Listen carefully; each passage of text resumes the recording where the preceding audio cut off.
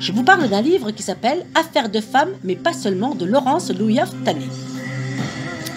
Des mots qui ont du goût, une odeur, une couleur. Des thèmes qui ont du cœur, des pages où l'on se glisse avec plaisir, un livre qu'on lit comme on regarderait un film muet. Buster Keaton et Charlie Chaplin, les frères Marx, réunis pour rire, être émus et réagir. Un voyage à travers tous les rêves, tous les gestes du quotidien, toutes les mémoires et tous les devenirs.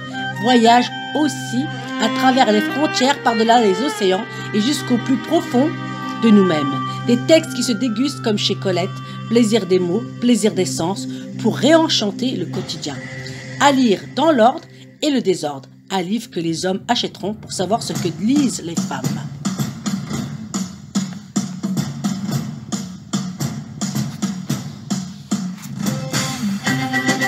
Un petit coin de vacances, tout le monde le fréquente. C'est un passage obligé.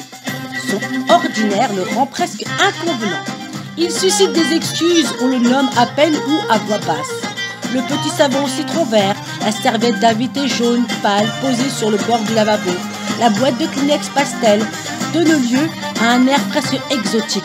Il suffit d'ailleurs de franchir l'Atlantique pour que le petit coin devienne la salle de repos. Antichambre des vacances, on y appose les souvenirs épinglés au mur. Destination connue, clin d'œil amical de la cloison se transforme en catalogue touristique.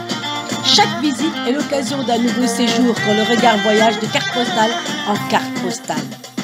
Teint basané, corps musclé, le surfeur n'en finit pas de descendre la vague, de traverser les rouleaux, de remonter pour reprendre sa descente.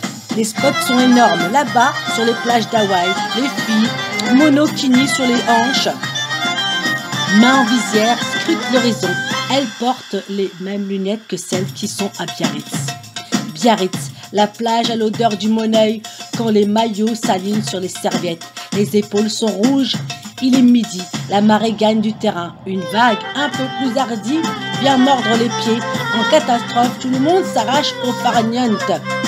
C'est l'été, ça sent les frites, les shorts à fleurs et les deux nus. Glace à la vanille ou à la fraise, les nu-pieds déambulent sur le port, cheveux décolorés en bataille, on prend le temps de déguster une menthe à l'eau devant le yacht club. Le soleil se reflète sur le mazout, un bateau entre au port, au loin un autre hisse les voiles, une brise fraîche porte un brin d'air du large. Le soleil descend sur l'horizon, le parfum de l'océan nous enveloppe dans un écho poudré.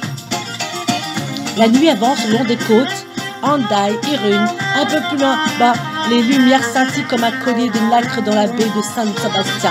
Le port grouille du Roland, des calmars à l'ancre, la carcasse, les crevettes viennent rejoindre des pipasses sur le sol. Les voix s'élèvent d'un bar à l'autre. C'est l'heure des tapas. L'Espagne vit la nuit. L'Espagne vit au rythme de la musique. La guitare égrène ses notes dans la pénombre, la voix rauque du chanteur s'élève.